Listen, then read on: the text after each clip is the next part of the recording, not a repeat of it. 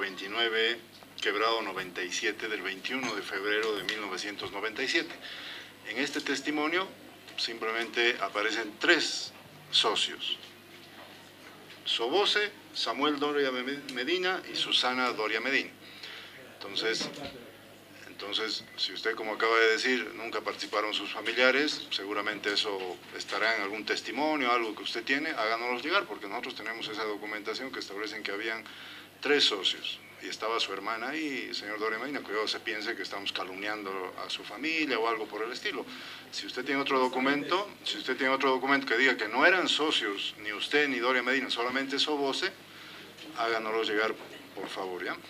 Tiene la palabra... Sí, tiene la palabra la... ¿Quiere aclararte? No, estoy escuchando, pero ha pedido la palabra la diputada Doria, Rivera. Gracias, presidente.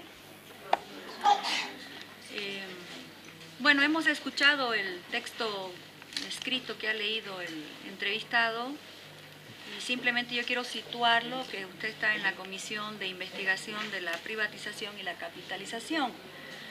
Esta no es la comisión de investigación de los $60.000 que usted entregó a su secretaria para que le entreguen a un abogado. Tampoco es la comisión que investigó el desfalco a impuestos por una declaración incompleta para su propia offshore, para venderse a sí mismo y así estafar al Estado. No, estamos investigando el periodo de la privatización y de la capitalización, precisamente para comparar los 2 modelos económicos a los que usted hacía referencia en un principio.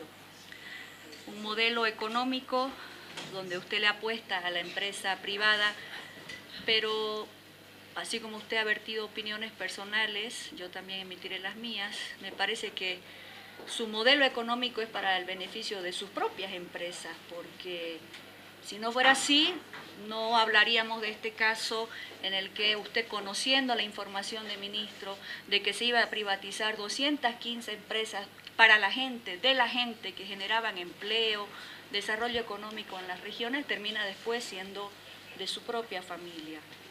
Versus un modelo económico que está volviendo a reponer activos, empresas e institucionalidad que ustedes destruyeron, con lo que hoy día, precisamente, mire qué casualidad, se está pagando el bono Juancito Pinto, que es un incentivo a la permanencia escolar y que viene de los réditos de esas empresas que ustedes destruyeron, que generaban empleo, que eran del pueblo, que eran de la gente y que ahora ya no están. Pero no vinimos aquí para eso. De hecho, le hemos dado 3 oportunidades de venir a darnos su verdad, a traernos documentación, como se ha hecho con todos quienes participaron en ese proceso. Y de lo que necesitábamos que nos informe no es su visión empresarial de cómo hacerse cada día más rico, no importa a costa de qué, si tiene que hacer más empresas offshore para defraudar impuestos, eso no se investiga aquí.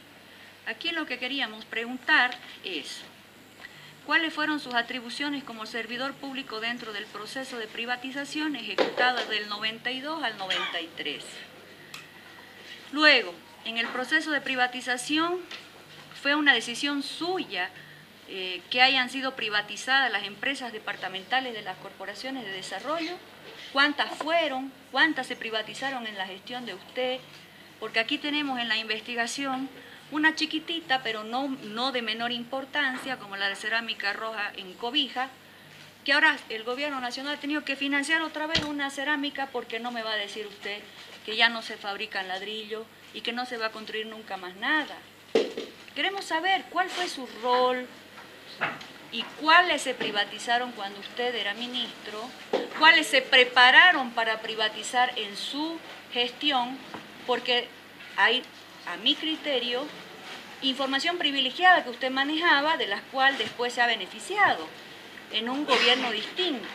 Pero usted manejaba la información, usted tenía en su poder muchas consultorías que determinaban el valor de esas empresas y que después terminaron privatizadas en otros montos. Lo que necesitamos es información, no presunciones.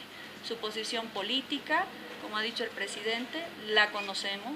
Su trayectoria empresarial también se la conoce.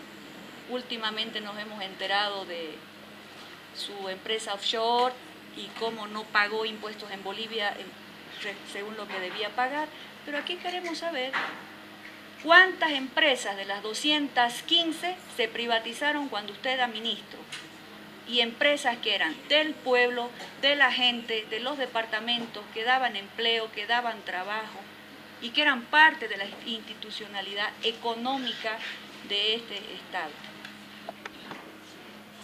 Tiene la palabra el senador Emilio. Señor presidente, con todo respeto le digo, cuando usted emite medias verdades, es como medias mentiras. Cuando usted dice una empresa donde estaba su persona y su hermana, no es pues lo mismo que decir una sociedad anónima donde estaba Soboce y otras dos personas. Usted sabe perfectamente que para hacer una sociedad anónima tiene que haber 3 socios mínimo. Entonces, si me permite, senadora Medina, no se le va a coartar el derecho a la palabra, porque no tendría sentido. Pero usted le va a poner el tono a esta sesión. Y si comienza a descalificar a alguien como mentiroso, como gente que dice medias verdades, vamos a entrar en un debate, si quiere, hasta las 3 de la mañana aquí. Pero usted le va a poner el tono y yo no sé si usted está pensando a dónde nos va a llevar eso. Porque si vamos a comenzar a descalificarnos de esa forma, imagínese cómo le vamos a responder. Así que no nos obligue a entrar en un terreno en el que nos podemos ofender, señor Doria Medina. Así que yo le pido, si usted guarda la compostura, todos la vamos a guardar.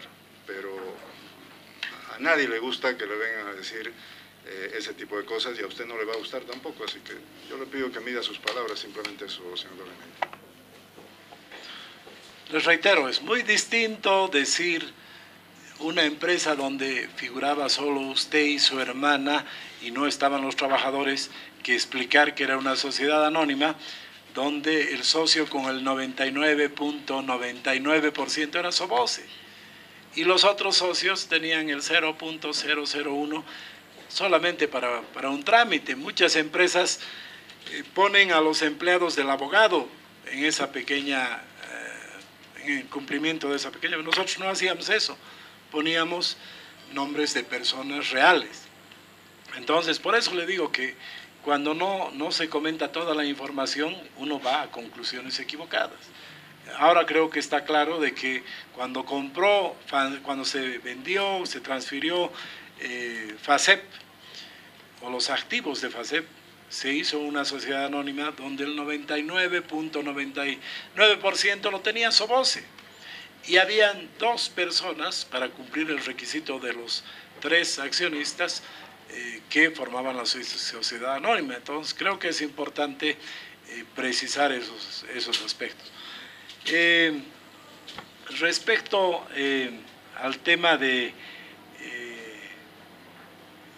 que yo habría aprovechado información, quiero que se recuerde, y se puede constatar en la prensa también, que cuando comienza el proceso de privatización, el año 1992, yo hice una declaración pública muy clara donde dije, no me voy a meter a los temas donde tenga conflicto de intereses. No va a haber ningún estudio, ninguna valoración, ni nada de las empresas de cemento, porque al ser yo accionista de una empresa de cemento, tengo conflicto de intereses. Y no se hizo ningún estudio, ningún avance en el tema de las empresas cementeras en la gestión de que yo estuve de ministro de Planeamiento y en esa gestión de gobierno. Entonces, hacer esas afirmaciones de que usé información privilegiada, que me beneficié, por favor, infórmese, señora diputada, infórmese antes de hacer este tipo de acusaciones. No es diálogo, presidente, ponga orden en la sesión, por favor. No necesita traductor, no es diálogo. entrevistado. Tiene micrófono para hablar. Bueno, les reitero, se hacen conclusiones, acusaciones de la señora diputada y claramente, si ella revisa la prensa, va a encontrar que para justamente no tener conflicto de intereses, yo pedí que no se toque, no se haga ningún estudio, y no se hizo ningún estudio. Ustedes van a poder comprobar por qué razón el gobierno del MNR de Sánchez Lozada vende la empresa el año 96 y se termina esa transacción en el año 97. Si Sánchez de Lozada ingresa al gobierno en agosto del 93, justamente pues porque no había estudios, no había nada hecho y tienen que comenzar de cero en el tema de las empresas cementeras. Entonces, si uno revisa la información va a encontrar que se actuó de manera correcta, no se aprovechó de ninguna información privilegiada. De más está decir, señor presidente, de que se aprobó una ley en el Congreso, una ley, la ley 1330 de abril del año 92, y yo como funcionario público, como servidor público, tuve que aplicar esa ley y tuve que cumplir la ley, cosa que cuando yo fui ministro, cumplía la ley. Entonces, desde ese punto de vista, no soy yo como me ha dicho usted, el ministro de la privatización. Yo no era los parlamentarios que aprobaron esa ley.